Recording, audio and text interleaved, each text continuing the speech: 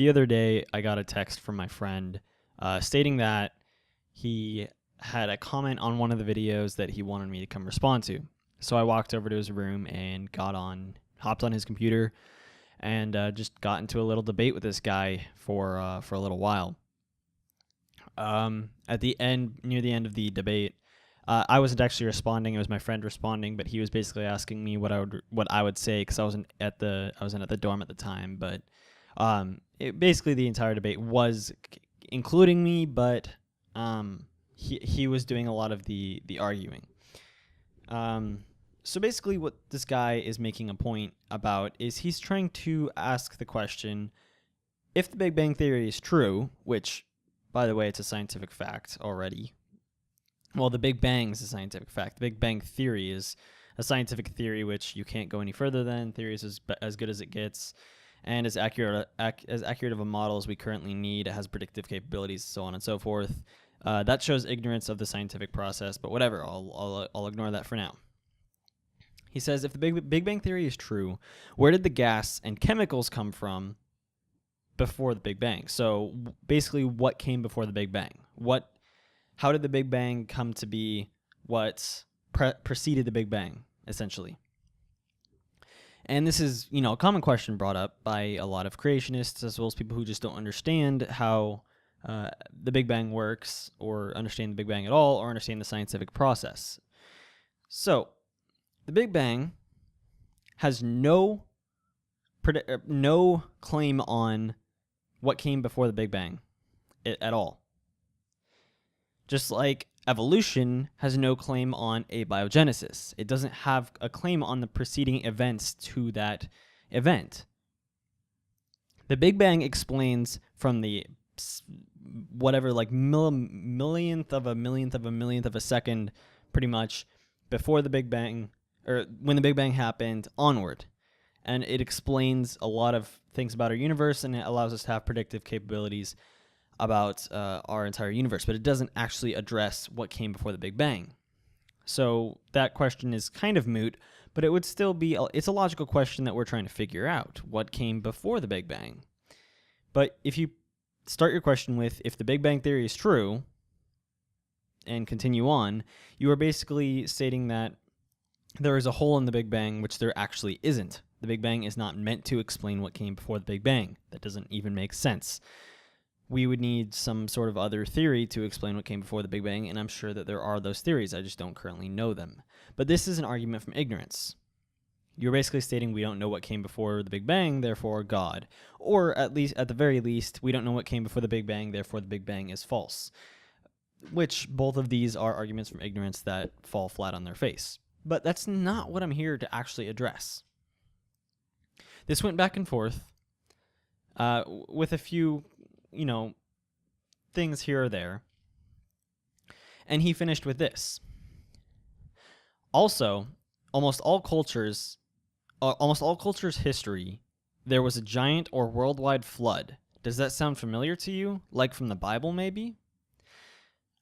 I don't know how to address this, but basically I responded with, science has already explained the 364 days thing. Oh, that's a response to the previous comment. That's an incredibly failed argument put forth by creationists. Also, if you talk to actual historians, none of them say what you're saying about history is recorded. You are getting your information from preachers that go in with a confirmation bias. Please get your information from good sources, not religious ones. Also, my facts are straight, incredibly so. That's why I make anti-theism videos, and I demand a citation for your last claim about almost all cultures having recorded a giant flood. That's the important part. I demanded a citation for what he was saying. That sounds entirely made up. Even if it wasn't, that's easily explainable without the Bible. So I was hoping for a response where he would link some historian paper or historically accurate book or something of the sort that would provide evidence on what he was saying. He responded with a link that I didn't recognize. I didn't know what it was. It's like icr.org/article/why does nearly every culture have traditional global flood or whatever. So I didn't think much of it. It just looked like an icr.org, like I didn't know what that was. This is where my problem lies. You click on the link, open it in a new tab. At the top right, Institution for Creation Research. I probably should have known what ICR is, but I've just never seen links by it before. When I ask you for citations, do not link creation science, Answers in Genesis, or creationist bullshit websites. They are not accurate. They provide confirmation biased information that has almost little to no accuracy whatsoever, as well as they have the inexplicable ability to deny true scientific evidence that happens to fly in the face of the creation model. If you want to prove something like that all cultures have a record of a worldwide flood, which I still doubt is true, then please link me a historical, true, non-creation, non-biased article on the issue. Science has no agenda. A true historian, someone who really wants to study history, has no bias in what they're doing research on. That's why the creation science website doesn't work. They have a bias. They start from God and look for answers to support it. They don't look at the answers and then come to a conclusion. They start from the conclusion right off the bat, which is a serious problem.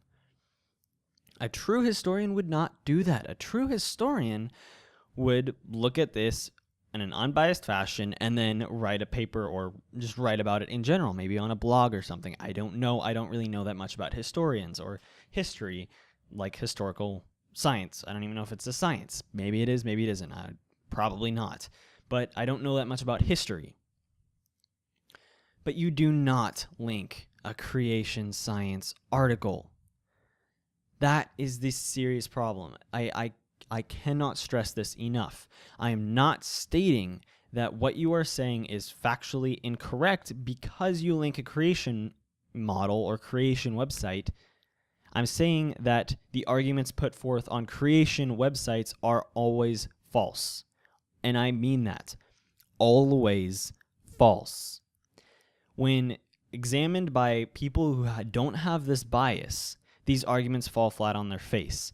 A great YouTuber named, I think it's like King Crocoduck or something along those lines, makes a great video about this, about the truth about PhDs. So basically, the article that was linked from the creation research is written by John D. Morris, PhD. So you wonder, why does a PhD support creation science? Oh, well, that must mean that creation science is true, right? Well, wrong. It once again comes from a confirmation bias. This guy may or may not have a true, in-depth, from a good university PhD. He may or may not, but that's irrelevant. Anytime a PhD goes into the field of creation science, it's because they are a failed scientist. They don't know what they're doing. They don't have any contributions to science, so they go the next best route. They take money for doing little work where hardly anything is required of you, and all you have to do is start from God and work backwards. Well, start from God and then just look at all the facts that support you and ignore all the ones that don't. That's what creation scientists are famous for. I'm sorry, it really irks me when people link creation science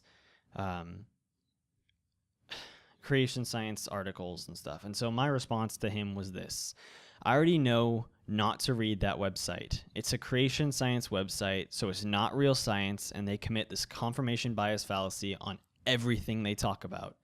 Link me to an actual historian paper or scientific paper on the issue, not some crappy biased article. Now, let's address one thing further about this issue. Let's say you are right. I don't know if you are, but let's say you are right. It doesn't matter. Science trumps history, or recorded history at least, because recorded history can be incorrect. Someone could have thought they saw something but actually didn't, or made something up to make something sound cool. One or the other. However, science looks at and examines the evidence and then comes to a conclusion based off of that. I'm not saying that historians are scammers or that people in history did these things on purpose, but I'm saying it has a lot more inaccuracy than science. When we examine everything around the world, there is zero evidence for a global flood, especially a flood that happened some 4,000 years ago. There is absolutely no evidence for this. Now, let's go another step further. Let's say that all these things did have these floods and were accurate. Well, guess what? Different cultures existed at different time periods. So if all these cultures that existed at different time periods recorded a global flood, then that means, well, recorded a flood. They wouldn't be able to record the global flood from then, but all these cultures recorded a flood at different time periods means that different parts of the world were flooded at different times. Lastly, based on the global flood that is supposed to happen in the Bible, everything except for Noah and his family and the animals they took on the ark would have been wiped out. These cultures would have no evidence or no capability to record these if that's the case, because the flood would either be there and they're dead, or gone and they're alive, but they would have no way of recording that. But once again, scientific evidence even shows that this is an incorrect model, because there is no evidence for a global flood. Scientists would be able to tell you if it seemed logical at all, and they are not. It is widely accepted among scientists. There's almost no controversy whatsoever, except for from a few unprofessional, batshit crazy scientists, that the Earth is 4.7 billion years old, or 3.7, I can't remember which right now, and that the universe is, 13.7 billion years old.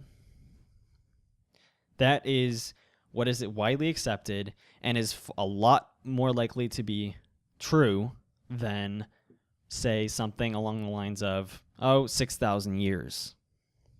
This is not evidence that God does not exist. This is evidence that the creation model is incorrect, as it currently is stated. It has never tried to bend to allow these things that fly in the face of it. It just chooses to deny them, which is the most academically and intellectually dishonest thing it can do. That's about it for the video, guys. Thanks for watching. Make sure to comment, rate, and subscribe, and have a nice day.